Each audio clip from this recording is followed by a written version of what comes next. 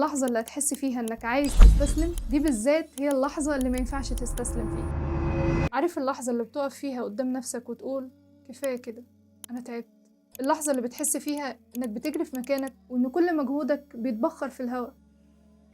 أهو اللحظة دي أنا عشتها بحذافيرها من يومين بالظبط. كنت قاعدة بكلم نفسي، قررت بيني وبين نفسي إن هبطل أعمل محتوى لأني ما كنتش شايفة أي نتيجة، وسألت نفسي مين أصلا مهتم يسمعني. الناس بتحب الهلس وقليل قوي من الناس اللي بتقدر المحتوى الهادف، وانا مش بعرف اعمل هلس، او يمكن بعرف بس مش عايزه. مش دي الرساله اللي عايزه اسيبها في الدنيا. كنت مقفوله تماما، محبطه لاقصى درجه. برغم من كده معرفش ازاي قمت وصورت فيديو، والدليل على احباطي ان صورته من غير اي تحضير، لا سيت اب ولا توزيع اضاءه ولا مونتاج احترافي، حتى المايك مركبتوش، كان مجرد تعديل بسيط للصوت على برنامج وخلاص. وصحيت على المفاجاه، الفيديو اللي اتعمل في قمة اليأس جاب أكتر من 250,000 مشاهدة. أنا عارفة إن يمكن الرقم ده قليل جدا بالنسبة لصناع محتوى كبار، بس بالنسبة لي 250,000 دول مش مجرد عدد بيزيد، دول 250,000 بني آدم، 250,000 قصة وحياة مختلفة، 250,000 شخص قرروا يدوك أغلى ما يملكوا، وقتهم.